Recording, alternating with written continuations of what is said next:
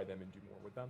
So I think there's some groundwork we need to do to like provide a lot more options there, but something the team's interested in. Yeah. I'm gonna do one last question here, which is, will there be better loot tables for like treasure goblins? Any alternate goblin types specifically for those? Yeah, I think we loved how many, D3 has like all kinds of goblins. There's like 10 different kinds of goblins, or 14 maybe. It's been a little while since I looked at that data in the editor. But we think that there's lots of room for there to be more fun goblin types in the future. And in terms of the treasure goblins have a tendency to provide, we actually I had a conversation with the lead designer last week talking about this. We are making we are buffing like legendary drop chance, for example, from items that will appear from treasure goblins. We do want them to be to feel a little bit more exciting when the moments they drop. Awesome. Yeah. Cool. Well, I know we talked about a lot today. I just want to recap some stuff that we had mentioned today. Obviously, we've been hearing a lot of feedback regarding the patch, and we're telling you guys now that we completely hear you loud and clear. We don't plan on doing patches like this ever again, where we're not going to be essentially removing the fun and the player power from players drastically like this. Yeah. And if we ever do that for any type of class, like a build or whatnot, we'll make sure that there's always some really good alternatives for players to actually be able to try out a different build that will also be boosted way back up to kind of help out and give other options for players to actually kind of jump into. And we will ourselves do a better job of course, communicating back to the community. Again, what we're saying now is that we will be getting patch notes in front of the community way earlier in advance, whether through a campfire chat or through like a... Oh, I'm glad they're actually taking it seriously, which is good. Has an because normally you're all gonna your double lift is way over on the... So there are times where there... Waiting, I have to go outside briefly here.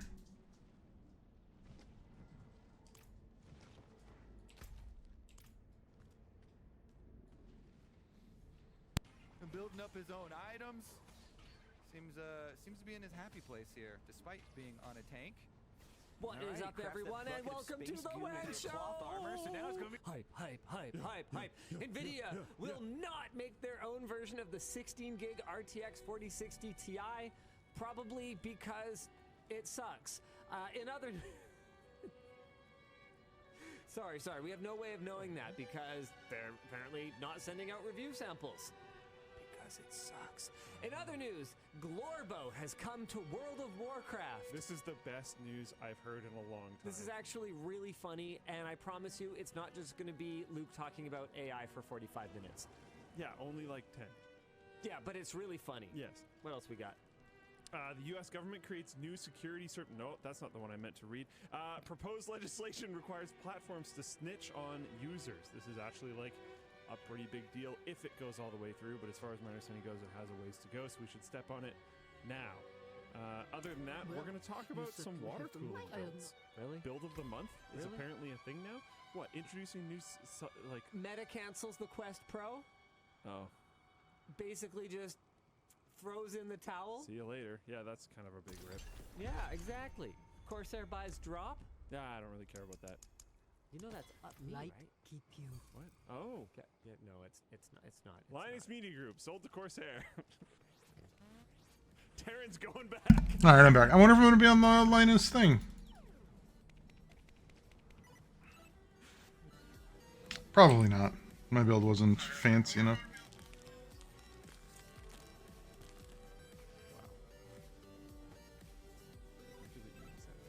The show is brought to you today by Google and YouTube Shopping, Secret Lab, and Kudos.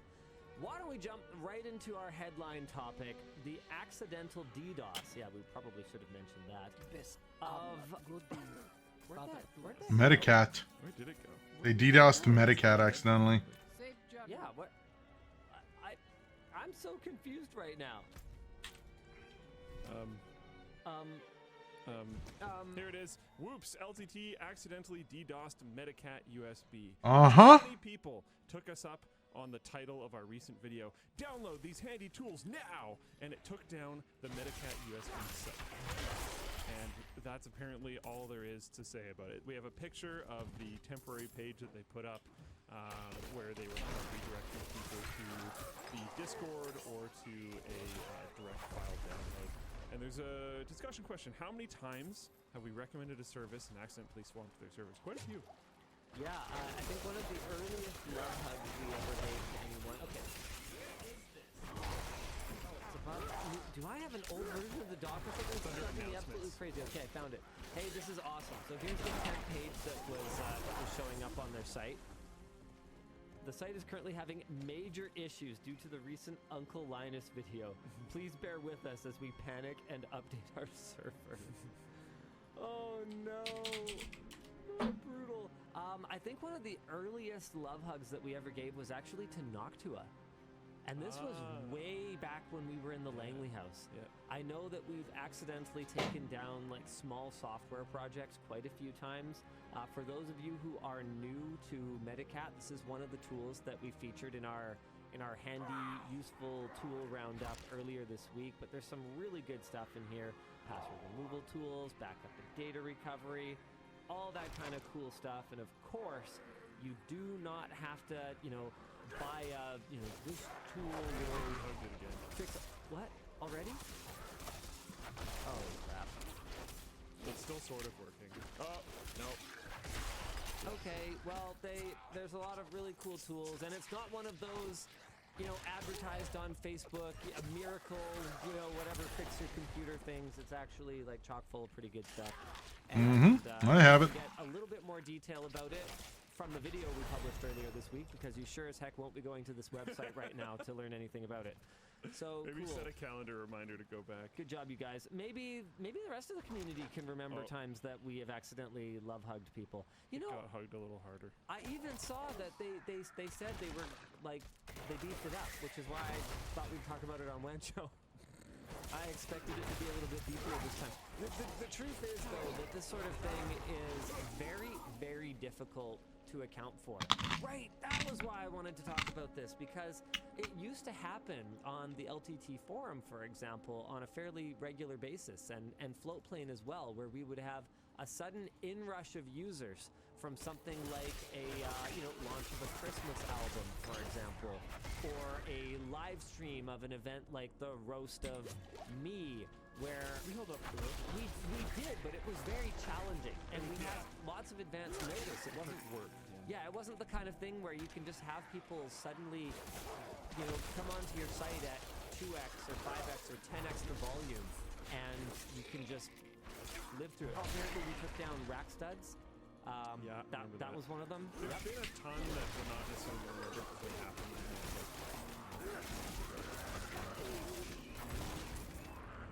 Yeah, I remember taking down rack studs. Super cool product. Is there anyone else? Come on, guys. Help me out here. Help me out here. Do you want to talk a little bit about, what it takes to put mitigations in place or something like that? Because I think a lot of people just assume, like, it's because you're cheap or something like that. Well, to a certain degree. Sometimes yes, but also... But there's also a range to being cheap. Because if you're like, I'm not cheap, I'm just going to put the blanket jet on AWS or whatever else, like, they'll absorb it. They'll make sure you're okay, but it might cost you an arm and a leg. So oftentimes it's a good idea to partner with like a range of different solutions. Right now for the forum and Floatplane, we have kind of a doubling where we have DDoS protections from our server hosts, and we also have DDoS protections on top of that from Cloudflare as well. And that doubling has been very good for us. That's been pretty well. We also have redundancies in place in other situations if something does get effectively like dropped down. I must wait a moment. Auto balance and pick it back up. I've got some other good ones. Ben Toy was apparently having issues after the recent software video as well. Shadow PC. Apparently went down the remote gaming service. The USB tester. I think so. Yeah. The USB tester that we featured on Handy Tech sold out in less than 2 hours after the video went out. man, thanks guys. That's all just recent stuff. It's hilarious. Windows 9 I think had a bunch of issues. I was pretty sure Windows 9. Yep. After we made our video about it. Yeah, if you're trying to do like all of it yourself, it's gonna be pretty hard. Oh, Puget Systems apparently had issues. Yeah, it's really challenging. Even with our team size being what it is, occasionally we will have things happen that are like, oops, that's a lot of load, and it can be really challenging, and it's not easy. Our team size is hyper small for the services that we support. It's not easy to achieve scale. Like we've talked a fair bit in the last few weeks about how easy it is to make Twitter. Yeah, and the like base portion of Twitter is super easy to make. So making it so that it's available to hundreds of users is a little complication, and it is a lot of complication. Like it's not something that should be brushed over, but just being able to do the side of something like Twitter would not be that hard. It's back. Hey. Now Cloudflare protected. Temp page. Yep. So apparently they were ready for the WAN show today. So that's good. Hey, good job everyone. All right, why don't we move into what I think is probably the other big news for this week, and that's that NVIDIA will not be making their own version of the 4060 Ti 16 gig. After launching Founders Edition cards for the 4060 Ti, and then actually, come to think of it, I don't think they did do a Founders Edition for the regular 4060. Oh man, now I'm blanking on this. Yeah, I don't think so. So after doing a Founders Edition of the 4060 Ti 8 gig, they are not following that up with a Founders Edition of the 4060 Ti 16 gig, the one that's supposed to come in $100 more expensive.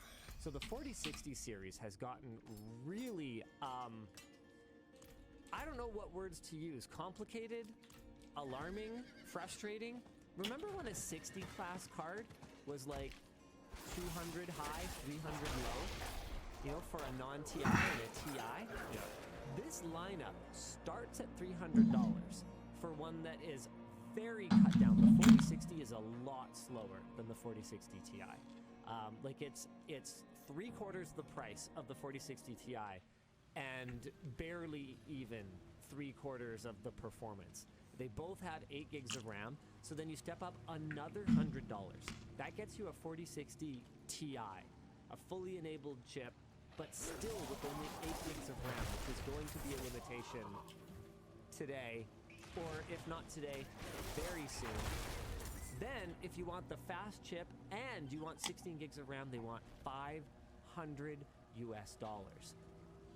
So, here's what's going on. The 4060 Ti is set to come out soon. However, NVIDIA has decided against participating in the launch, apart from overseeing the testing process and regulating when reviewers can publish their results. So, basically, they're going to provide a reviewer's guide and an embargo and pretty much let their partners go to town. Reportedly, they will not even produce or sell their own version of the 16 gig variant, nor will they be providing review samples. So that's a sign of confidence in this product. What's really baffling about this to me is that if they don't think that it's going to be successful, why don't they do something about it? I mean, everyone already knows that 40 series, other than a couple of key SKUs, I think 4090 is moving well, 4070 Ti is moving well, but basically everything else is dead in the water. Why not do something? Make the adjustments. I mean, the NVIDIA of yesteryear would have put some aggressive game bundles on these. Like, these things would come with, like, 2 or 3 AAA games or something like that. I mean, I guess that's harder in the age of everything free to play with microtransactions. But, like, you know, still, why hasn't the graphics card industry adapted to the modern gaming economy then? Why doesn't it come with $100 in Diablo 4 bucks? Or get a compelling value. There is also a bunch of modern games that cost money, not a lot, but money. They're not like full fat, like $80 AAA games, but still, like Crab Champion and BattleBit and stuff like that, where there is a pay up front cost that could be included with these things. Doing like a more indie approach, like you get Crab Champions and BattleBit on a graphics card, would actually probably work really well. They're both very popular names right now. I could see that moving cards. This is just bizarre to me, though. Like, instead of making the product line good, they're basically just going, yeah, the one good one we have, we know it's overpriced, so we can't, I mean, we simply couldn't adjust the price. But that's the thing. They definitely 100% could. Because we already know. Here, hold on. We can actually do the math on this. All we gotta do is go to DRAM exchange, because everything else about this card is the same. It's not like there's a completely different GPU core. So we're going, oh, well, the yields for this core could be very, very different. You know, going from the 4060 to the 4060 Ti. You know, maybe there is a difference in cost that is not publicly available. But when it comes to RAM, it is. This is a commodity product. GDDR6 is at a spot price of, let's see, session average of $3 per 8 gigabit. Okay, so 8 gigabit times 8 is going to be gigabytes. So it costs about, at spot prices, mind you, NVIDIA is almost certainly paying less than spot prices, about $25. 25 bucks. So even if they were taking 50 points, I always forget if it's points of margin or percent profit or whatever. Even if they were charging double of the actual bill of materials cost to them for this higher memory capacity SKU, then it would still be $450, not $500. This is literally the exact same product plus 25 bucks of DRAM. But instead, they're basically just going, yeah, rather than have a reasonable pricing scheme, we'll just take our ball and go home, and you will just not have a 16 gig card. Because that looks kind of like how it's going to shake down. Hardware Unboxed has said that every NVIDIA partner that they spoke to so far has said they will not be providing review samples either, nor are they sure when their own cards will be available. This thing could not be lower priority. I'm not ready yet. I mean, okay, yeah, our notes here say it's possible that the 4060 Ti 16 gigs recommended retail price of $500 being only $100 less than the 4070 has made many board partners skittish. And that's absolutely true. That makes a ton of sense. How on earth could they possibly hope to sell this thing? And one of the real big challenges is that if you were to go all in and say, yeah, we think the 4060 Ti is going to be a beast, NVIDIA will take a whole bunch of chips, let's go, let's build these things. The fact that NVIDIA themselves is not going to be sitting on any inventory of it, you could be basically out there on an island by yourself, no recourse, with no way to sell this thing. You know what's really confusing to me too is you look at all these modders out there that are just upgrading the VRAM on GPUs. What exactly would prevent board partners from just putting $25 worth of VRAM onto a 4060 8 gig? Do you think there's some like agreements there? They can do something like that? Oh, almost certainly. But I mean, okay, riddle me this. I'm MSI. I'm Asus, I'm Gigabyte, you know, whoever. I'm someone other than EVG. I'm an NVIDIA partner. I have a 4060 Ti 8 gig, okay? And it's a little bit above MSRP. It's like $439.99, something like that. Sure. Okay? You, the customer, take it and plug it into your system. You're like, yep, this is a 4060 Ti 8 gig. I sure hope this core is overclocked a little bit because I paid more than MSRP for this. And then you go, hold on a second. What's this little switch on the card? Oh, that's funny. It doubles the video memory. Is this real? Or is this just fantasy?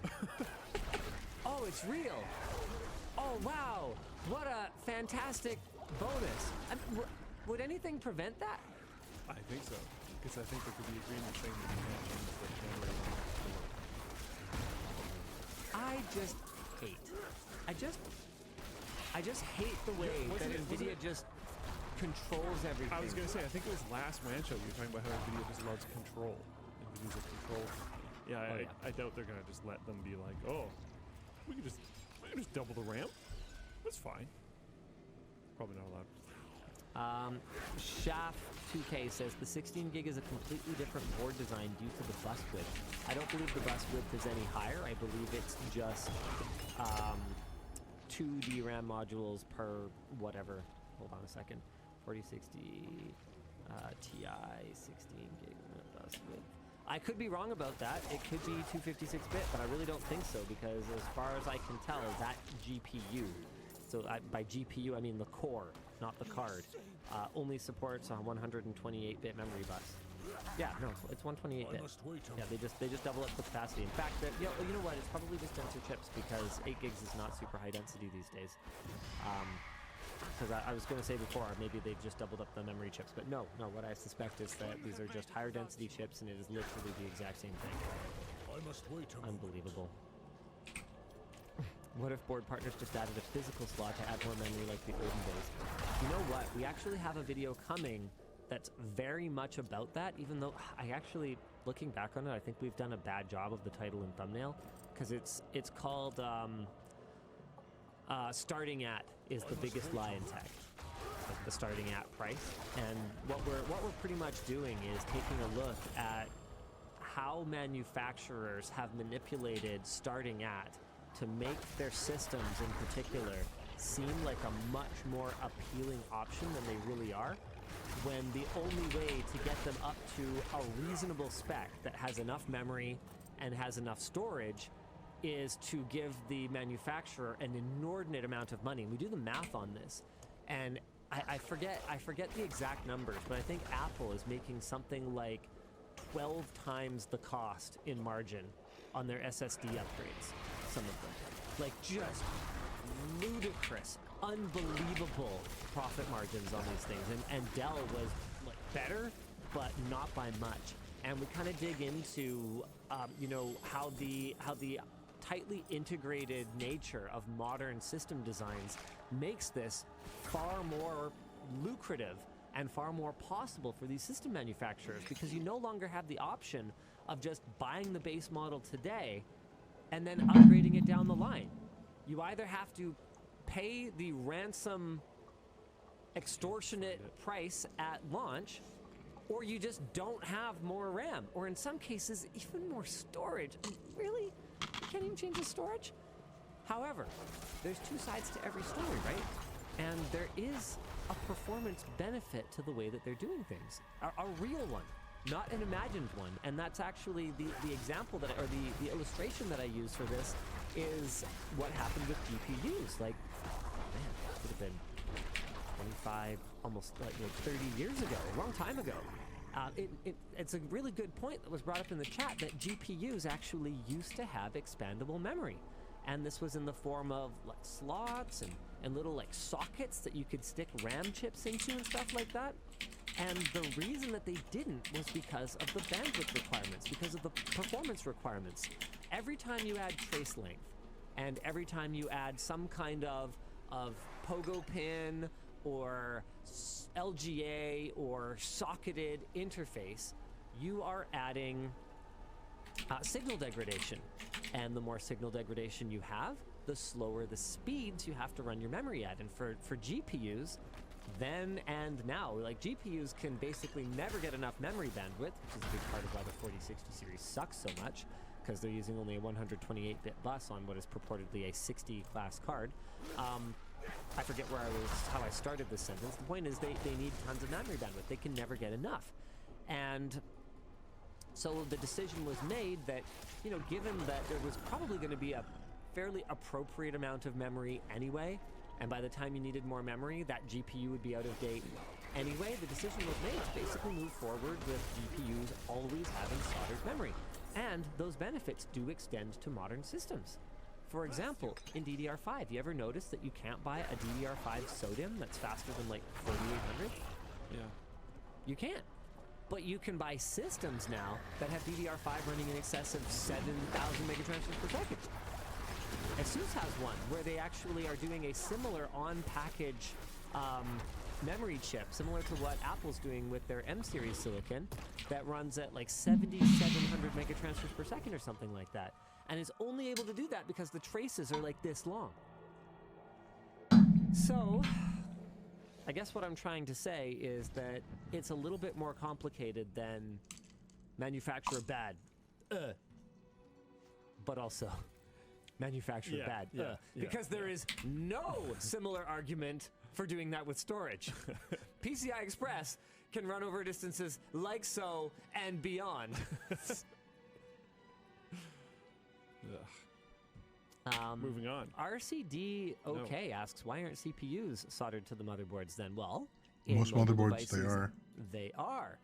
Although it's for different reasons. One of the big reasons is that you are able to reduce the Z height ever so slightly, giving you thinner devices and, perhaps more importantly, more room for cooling mechanisms above the CPU, which in most mobile devices is the main heat generating component, unless you also happen to have a GPU. As for why they continue to stick with socketed CPUs and motherboards, I mean, it always comes down to cost, doesn't it? You just have to assume then that the cost benefit of being able to have one motherboard design that can have dozens of different CPUs in it is greater than the cost benefit or performance benefit, and therefore cost benefit, so they can charge more for it. The cost benefit of soldering the CPU and then being locked with that inventory that is only sellable as a complete package. Soldering unit. the CPU and the RAM would be so boring. Yeah, I mean that's basically the high performance NUCs that Intel was doing that they ultimately gave up on. I don't think enthusiasts want that. Yeah. And I don't know if enthusiasts will ever is a big word, but I don't know that enthusiasts will ever want that. It would really, you're really not doing much building the computer at that point. I do propose a solution in the video though. Manchmal Scott says you can get 5600 megatransfer DDR5 SODIMMs. I haven't seen them. That's and still not as fast that's as still your not as example. fast as the soldered ones. So Yeah. it's, the point remains the same, but you are correct. Technically, the very best kind, etc.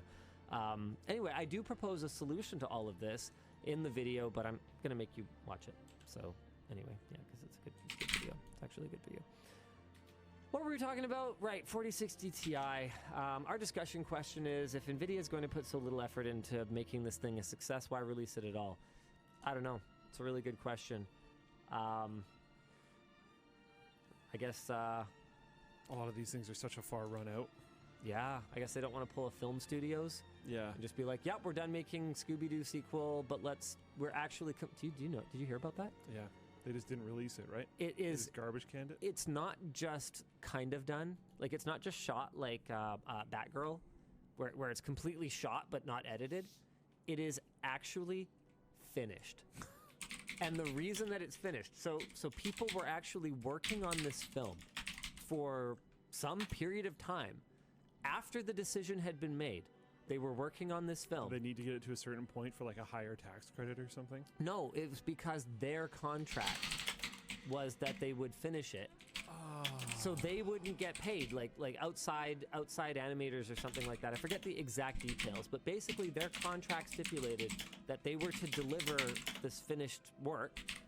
So the film was done. It was in the final stages when they made the decision to pull the plug on it, and then it will never see the light of day, even though it is completely done, because it was more beneficial tax-wise to write it off than to release it and have it make almost no money, which is... apparently the movie got leaked. I was going to say, That's pretty... these are the scenarios where you always just really want someone to leak it. Yeah, that's... I support that. Man, So that's good. the film industry is in a very... Have you been following that? Only vaguely, because I no longer have family members in the film industry, so I mean, it matters, but like it's not, it doesn't directly impact me as much anymore. It is in a wild place right now, man. Like, it's... Writer's strike is I think one of the most brutalizing in both directions strike that I've seen of any strike in a long time. Well, that and the actors jumped in with them. So yeah. basically, The you Actors Guild, cannot produce anything, and I am deeply worried about the situation, because I don't think that they have as much leverage as they think they do. They're going on strike at a time when the studios are losing money on major releases. I mean, when's the